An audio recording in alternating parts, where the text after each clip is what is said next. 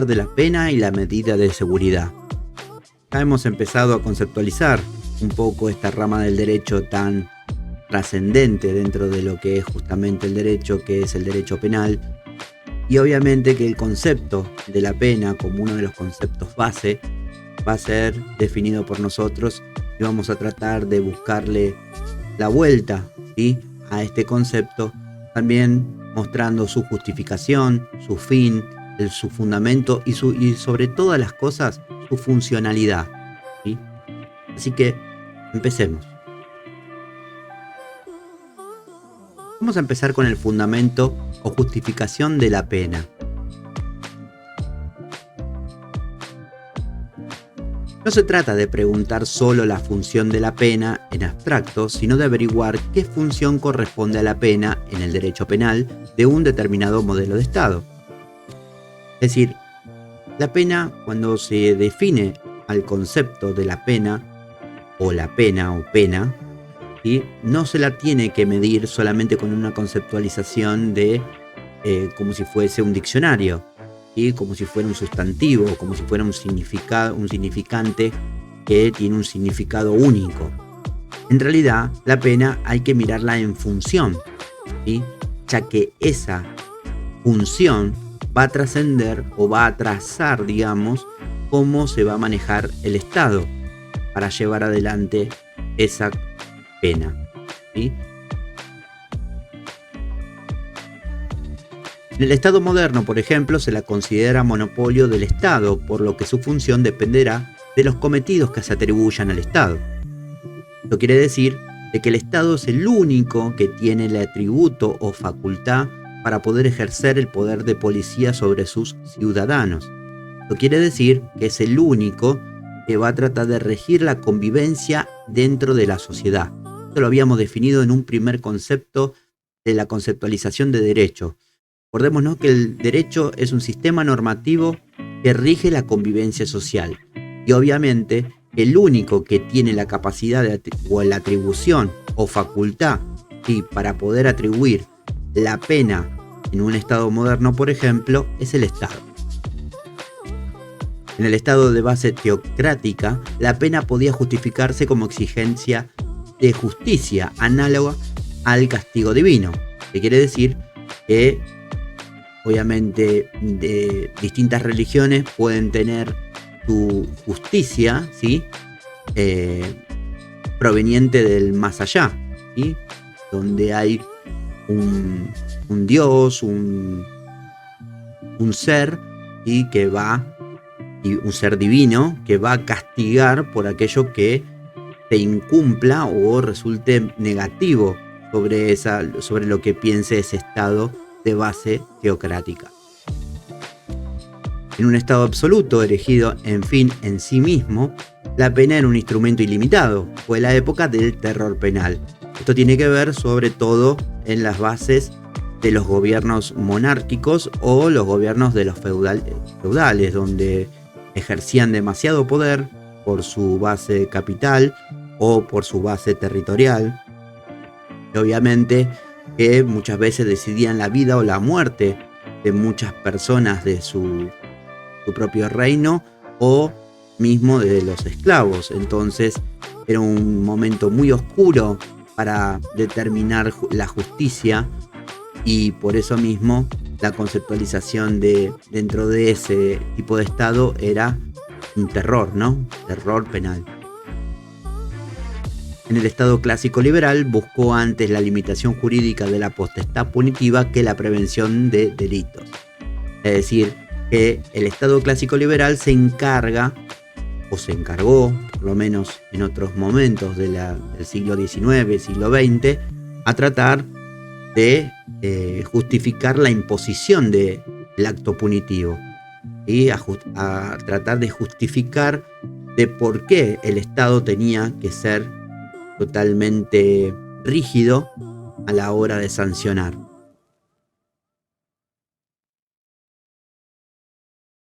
Sin embargo, la aparición del Estado intervencionista social pone el acento en la lucha contra la delincuencia. Se prestó atención a la función de prevención especial. En el nuevo contexto del Estado social intervencionista pudieron aparecer las medidas de seguridad. ¿Qué quiere decir? Que así como el Estado clásico liberal ha sido productor, digamos, de la imposición del acto punitivo, el Estado intervencionista social va a poner el acento, obviamente, en la delincuencia, digamos, en los hechos, buscando en realidad la prevención de esta, ¿sí? ¿Por qué? Porque obviamente si uno traza una línea de punto A a punto B sobre lo que era el Estado clásico liberal, donde una vez cometido el hecho, la justicia tenía que actuar en forma rígida y necesaria, ¿sí? Esto no prevenía de que para llegar a la justicia tenga que haber un número infinito, ¿sí?, de víctimas que tengan que sufrir a la delincuencia, ¿sí? Ahora, si entendemos el punto B, donde en realidad lo que se presta atención es la prevención para que no se cometa ese delito, el número de víctimas que van a sufrir los actos delictivos va a ser mucho menor, ¿sí? Y por ende va a haber una mayor protección, digamos, al ser en la sociedad. La tendencia intervencionista del Estado social condujo en algunos países a sistemas políticos totalitarios. Se hizo evidente la necesidad de un Estado que, sin dejar de ser social, reforzase sus límites jurídicos en un sentido democrático. Surgió así el Estado social y democrático de derecho. Bueno, acá vamos a recordar algo que habíamos definido en un video, que era lo que era el Estado de Derecho. Habíamos dicho de que la diferencia del Estado de Derecho es que se encarga de proteger los derechos fundamentales del ciudadano, ¿sí? A diferencia del Estado absolutista, donde el poder obviamente era sobre una sola persona y las decisiones, digamos, era de una sola persona. Basándonos en el Estado de Derecho, aplicándoles la palabra social y democracia, tenemos que decir de que este Estado social, donde va a haber un conjunto de personas, va a elegir, ¿sí?, aquellos que van a llevar adelante el Estado de Derecho, ¿sí? El derecho penal de tal Estado habrá de asumir varias funciones. En cuanto al derecho penal de un Estado social, deberá legitimarse como sistema de protección efectiva de los individuos, lo que le atribuye la misión de prevención en la medida y solo en la medida de lo necesario para aquella protección. Básicamente, nosotros podemos entender que el Estado intervencionista social, ¿sí?, va a traer como consecuencia un sistema de protección efectiva a los individuos. A ver, ¿por qué se da esto? Antes habíamos mencionado hace un ratito atrás, de que si ponemos en un punto A la definición que manejaba sobre la funcionalidad de la pena en un Estado clásico liberal, la focalización, digamos, de la funcionalidad de la pena estaba en los jueces, digamos, en lo que juzgan. Por ende, no había protección, digamos, para las personas que obviamente se iban a cargar, ¿sí?, de actos delictivos que iban a cometer otros individuos, suponiendo de que si habría un crecimiento de la justicia en materia penal, no garantiza de que haya protección en los individuos. ¿Por qué? Simplemente por el hecho de que para que haya más justicia tiene que haber más actos delictivos. Entonces, en algún punto el Estado social intervencionista lo que viene a brindar es protección a los individuos. Es decir, no necesitamos que haya actos delictivos para que haya más justicia. ¿Sí? Es decir, más actos delictivos, más justicia. No, tiene que haber menos actos delictivos para que haya una justicia, ¿sí?, que obviamente tenga una medida y ponga límites necesarios, ¿sí?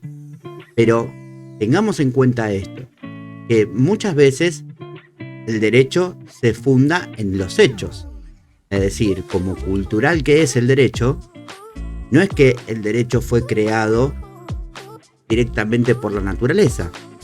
Esto podrían contradecirse en las bases de lo que es el derecho natural.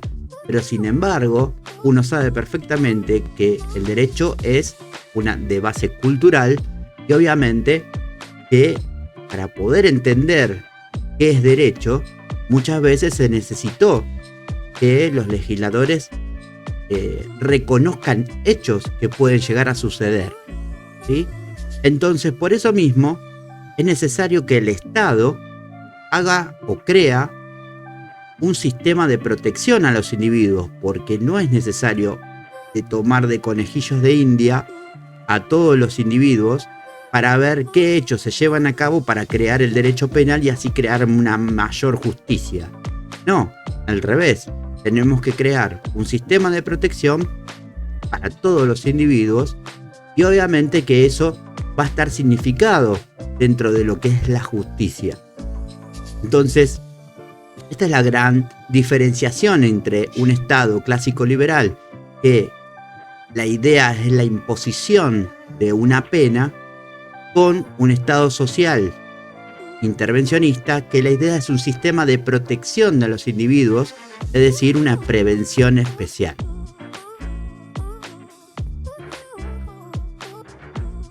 Pero en cuanto al derecho penal de un Estado democrático, deberá someter la prevención penal a otra serie de límites, en parte herederos del Estado liberal clásico y en parte reforzados por la necesidad de llevar de contenido democrático el derecho penal, garantías constitucionales, principio del mínimo sufrimiento necesario, condenas con proceso previo, medidas preventivas adecuadas. Esto es porque, obviamente, el pasaje de un Estado clásico liberal a un Estado social intervencionista no puede ser de la noche a la mañana, digamos, algo que se lleve adelante tan efectivamente neto, es decir, algo que sea directo. Obviamente que se requiere imponer límites, ¿sí? Porque hay muchas secuelas del Estado liberal clásico que, obviamente, por ejemplo, la diferenciación en la sociedad de clases, donde hay una clase económica predominante, una clase económica de muy bajos recursos, muchas veces hace de que unos con otros en comparación hagan que los de, digamos, los de bajos recursos quieran obtener a aquellos que tienen las grandes riquezas. Entonces, esos son secuelas que el Estado liberal creó y que por eso mismo hay que reforzar límites para poder llevar a la creación de un sistema de protección de todos los individuos, ya sea del rico, del pobre y de cualquier tipo de clase social que surja o que exista en cada uno de como lo vea, pero es necesario de que haya, y por eso tiene que haber garantías constitucionales, principio del mínimo sufrimiento necesario, condenas con proceso previo, medidas preventivas adecuadas. Es decir, tenemos que crear límites, no podemos pasar de la noche a la mañana de un Estado clásico liberal a un Estado intervencionista social, o crear, o digamos, porque obviamente hay muchas secuelas del Estado liberal que han quedado todavía en la sociedad y que con el tiempo pueden ser peores o pueden ser más salvables si realmente el Estado interviene con más protección hacia los individuos. Vamos a hablar del fin de la pena y sus distintas teorías. El problema de la justificación de la pena, o sea, del poder de cualquier comunidad política de ejercitar una violencia programada sobre uno de sus miembros, es tal vez el problema más clásico de la filosofía de derecho. ¿Sobre qué cosa se apoya el ius puniendi? Bueno, la justificación de la pena tiene que ver con qué se sanciona, ¿no? Es decir, ¿la pena está bien puesta? Es la gran pregunta que tal vez cualquier abogado o cualquier juez o cualquier víctima o cualquier querella o cualquier persona, operador de la justicia o asimismo la sociedad en su totalidad se pregunta ante determinado hecho. Entonces, nosotros decimos, vamos a poner una pena sumamente bien, rígida y estricta hacia una persona, por ejemplo la pena de muerte. Si nosotros aplicamos la pena de muerte, ¿con eso nosotros logramos de que no se vuelvan a cometer delitos? Es un gran interrogante. Ahora, por ejemplo, privamos de la libertad 25 años a una persona, ¿sí? Porque mató a otra, o no que mató, sino robó con intento de homicidio. Un robo con intento de homicidio. Directamente tenemos que hacer crecer esa pena para que esa persona, digámoslo de esta forma, esté en la cárcel para siempre o esté en la prisión para siempre. Bueno, hay que tener en cuenta el pasaje del Estado clásico liberal al Estado social intervencionista genera obviamente límites, pero hay que entender que en el cálculo es que si yo tengo más delitos, por ende voy a tener más justicia, quiere decir que va a haber más violencia. ¿Por qué? Porque obviamente no hay protección. Directamente lo único que va a haber son actos delictivos, más diferencias de clases, por ende va a haber justicia, una justicia que se va a tratar de reinventar, pero que obviamente va a volcarse, ¿sí? A sobrepasar sus límites, y esto va a generar incluso hasta más violencia. Entonces, este es el gran problema de la filosofía del derecho. ¿Dónde se apoya el ius puniendi? Es decir, ¿dónde está la justificación de la pena? En decir, ¿cuánto le corresponde a una persona por determinado acto? Entonces, en realidad, la cuestión no va a estar ahí parada, sino que va a estar, en la mirada de decir, si conviene hacer tanta cantidad de actos delictivos para que haya una mayor justicia, y esto es real, lo deberían hacer todos los estados mundiales. Ahora, ¿cuántas víctimas tendríamos? Muchísimas. Por ende, tendríamos muchísima violencia.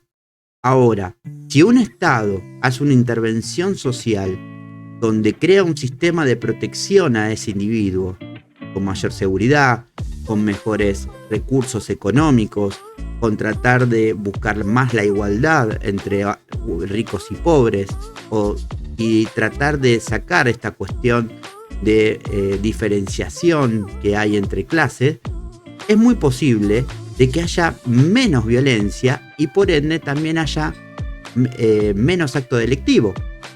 Por ende, la justicia podría actuar sobre aquellos casos donde realmente tendría que poner el énfasis. Ahí está un poco la gran interrogante. ¿Dónde se apoya el ius puniendi? ¿En la persona, en el acto delictivo? ¿O se aplica directamente en la pena? Es un gran interrogante. Hay dos clases de respuesta a tal pregunta. Una positiva, suministrada por las doctrinas justificacionistas, y otra negativa, ofrecida por las doctrinas abolicionistas. Las últimas no reconocen la justificación alguna al derecho penal. Según una útil distinción, las doctrinas de la pena justificacionista se pueden dividir en dos grandes categorías: las teorías absolutas y las teorías relativas. Vamos a empezar con las teorías absolutas o retribucionistas, donde los exponentes son Kant y Hegel.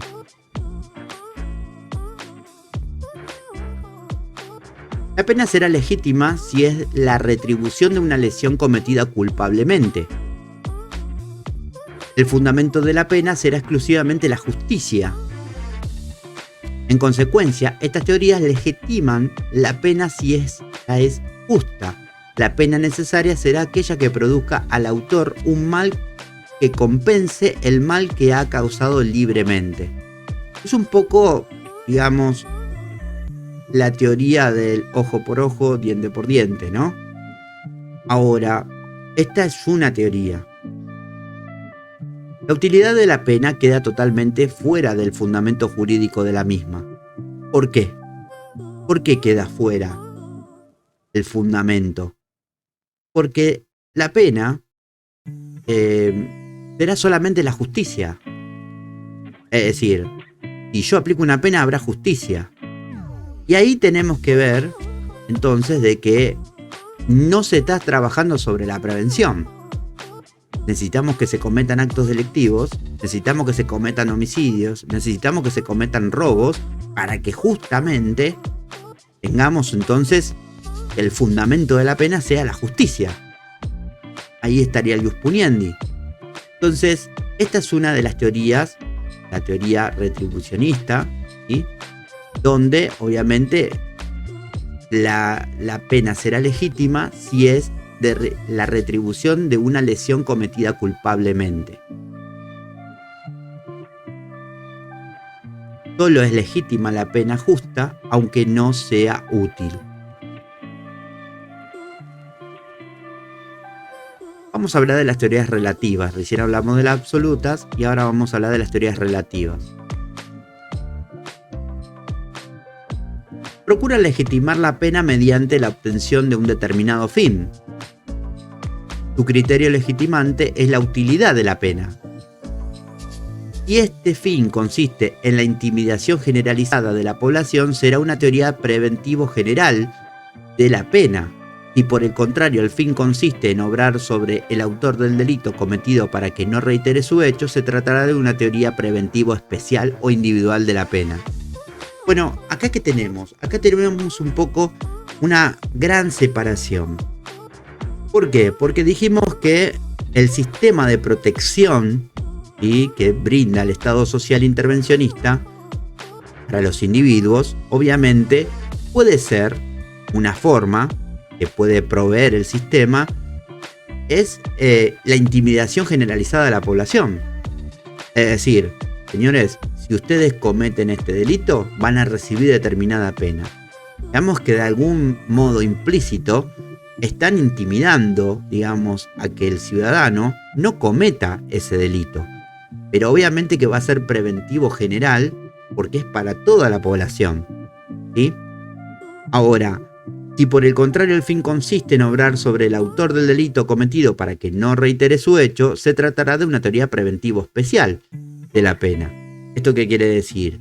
De que si yo trabajo sobre la gente que pueda llegar a delinquir porque se ha sometido a las drogas, porque tiene malas juntas, o porque no se dedica, digamos, a un trabajo estable, o porque se ve intimidado también por otras personas donde lo hacen ver inferior en algún aspecto psicológico.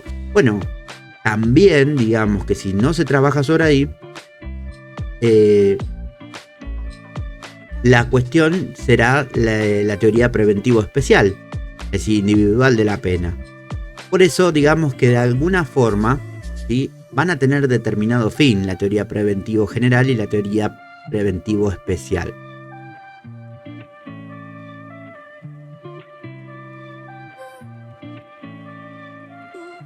Vamos a hablar de las teorías de la unión o mixta, que son de Roxin.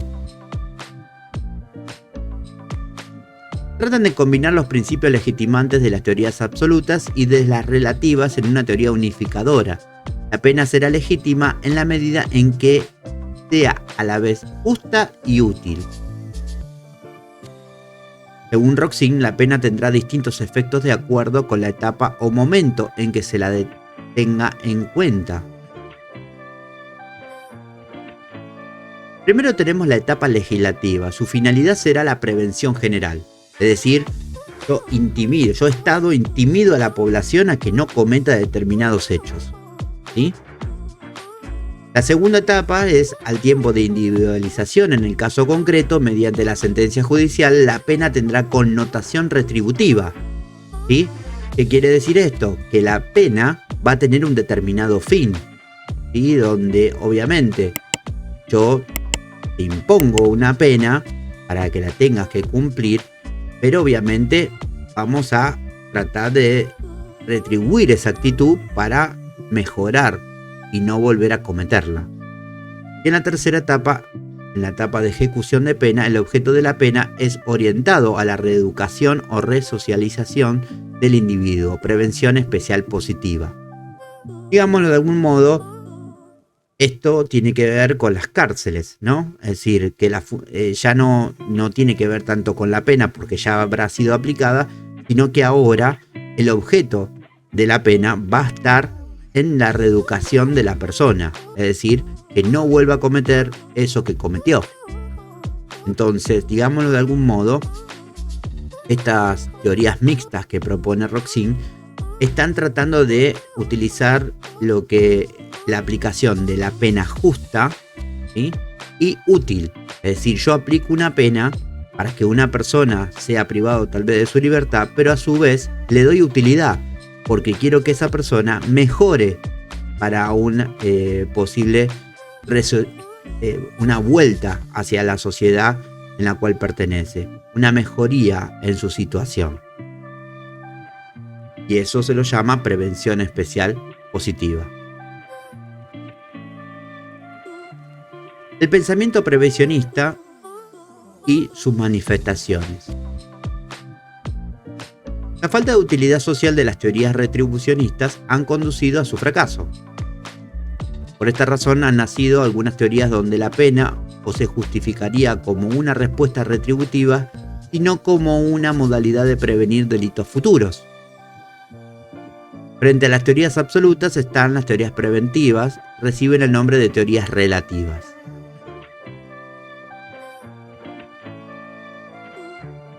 Las teorías relativas han conocido dos corrientes. 1. La prevención general y 2. La prevención especial. Vamos a hablar de la prevención general, positiva y negativa. Las teorías de la prevención general conciben la pena como medio de prevenir los delitos en la sociedad. En el derecho puede tener en la sociedad dos efectos: un efecto intimidatorio, prevención general negativa, y un efecto integrador, prevención general positiva. Es decir, que cuando hablamos de la prevención general y cuando hablamos directamente de la población, tenemos que decir que produce dos efectos: la intimidación y la integración. Lo que habíamos dicho, la pena justa y útil. Justa, intimidando, ¿sí?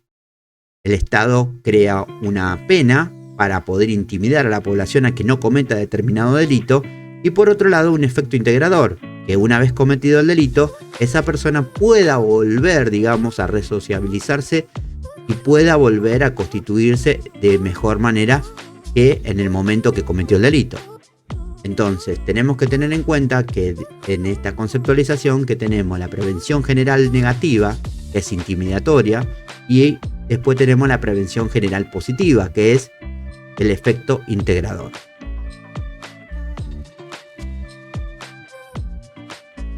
La prevención general negativa concibe a la sociedad como un cúmulo de delincuentes y la pena como una amenaza para los individuos. La prevención general positiva procura afianzar los valores éticos y morales de la sociedad, el respeto a la ley, reafirmando su confianza en el sistema social como modo de evitar la comisión de delitos. Digámoslo de alguna forma, tienen que ver con la funcionalidad de penas, como habíamos hablado antes de los estados. Un estado clásico liberal, obviamente, su sociedad siempre va a creer que va a haber más delincuentes. Y obviamente, ¿por qué? Porque se va a querer afianzar sobre la imposición de la pena. Pero esto no quiere decir de que es bueno, porque estaríamos fabricando más delincuentes. Y las cárceles, por ejemplo, no producen lo que procura afianzar la prevención general positiva, que es los valores éticos y morales de la sociedad, el respeto a la ley, ¿sí?, la confianza en un sistema social y demás. Entonces, tenemos que tener en cuenta de que, ¿por qué es tan importante el tener en cuenta que la prevención general positiva va a ser integradora y la prevención general negativa va a ser intimidatoria? Pero si están separadas, entonces estamos hablando del tipo de Estado que lleva adelante la funcionalidad de la pena. Entonces, por eso la teoría de Roxin, la teoría mixta, tiene que ver justamente con la unión de la aplicación de una pena justa y útil. Vamos a hablar de la prevención especial. A diferencia de la prevención general, que usa como sujeto la colectividad, la prevención especial tiende a prevenir los delitos de una persona determinada. Por eso la prevención especial opera en el momento de la ejecución de la pena y no en la combinación legal como la prevención general. ¿Qué quiere decir esto? Que en el caso de la prevención especial ya estamos hablando, ¿sí?, del momento donde ya se ejecutó o ya se realizó el acto delictivo.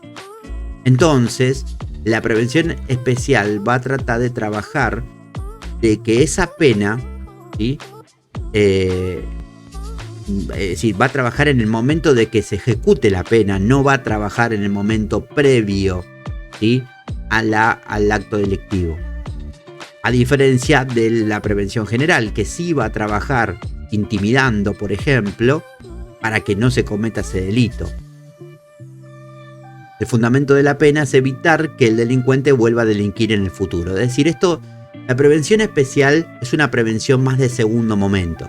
¿Por qué? Porque cometido el hecho, cometido el acto delictivo, cuando se lleve a cabo la ejecución de la pena, el delincuente o el reo que haya producido o el ciudadano que haya producido determinada acción, obviamente su pena va a tener que estar fundamentada en que no vuelva a cometer lo mismo, ¿sí? Entonces, la diferencia entre prevención general y prevención especial, para tenerlo bien en claro, está que la prevención general va a trabajar en un primer momento antes de cometer el acto delictivo, ¿sí?, ya sea positiva o negativa. Positiva dijimos que era intimidatoria, negativa sería intimidatoria, positiva sería integradora. En cambio, en la especial va a trabajar sobre el caso concreto y se va a aplicar, digamos, esta prevención especial en un segundo momento, en el momento de la ejecución de la pena, es decir, cometido ya el acto delictivo. ¿Y cuál va a ser esa prevención? Hay que prevenir de que esta persona que cometió este acto delictivo no lo vuelva a cometer.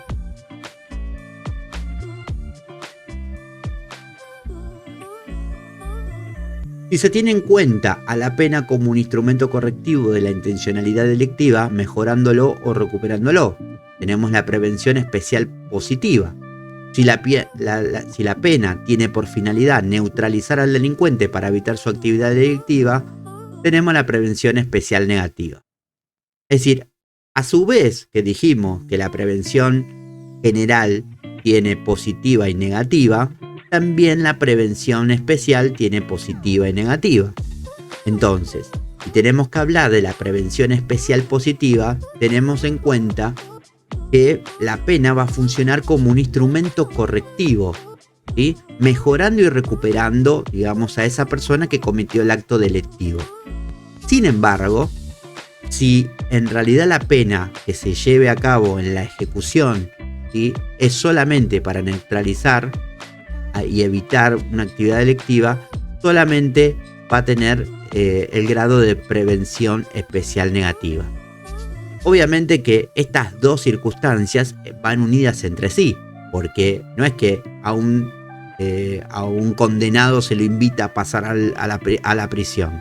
No, digámoslo de alguna forma, la pena no es una invitación a la prisión, no, sino que la pena es una aplicación de una sanción por determinado acto que se cometió.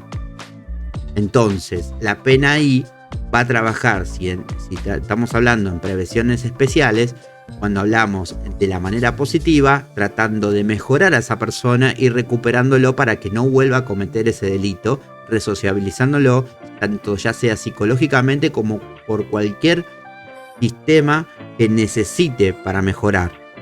Pero al mismo tiempo va a haber una prevención especial negativa, es decir, neutralizar a que esa persona, por ejemplo, se quiera escapar, realizar un motín o cometer otros delitos dentro del mismo penal donde se lo interne o se lo lleve a cumplir con su condena. Entonces tenemos, por un lado, la prevención especial positiva, que trata de llevar una mejoría y recuperar a la persona que cometió el acto delictivo, y la prevención especial negativa, que lleva adelante la neutralización al delincuente, ¿sí? Bueno, suscríbanse al canal de YouTube, fanpage Facebook Dr. Derecrimi, y recuerden de que todos estos conceptos que nosotros desarrollamos en el canal tienen que ser complementados con información que ustedes consigan, ¿sí?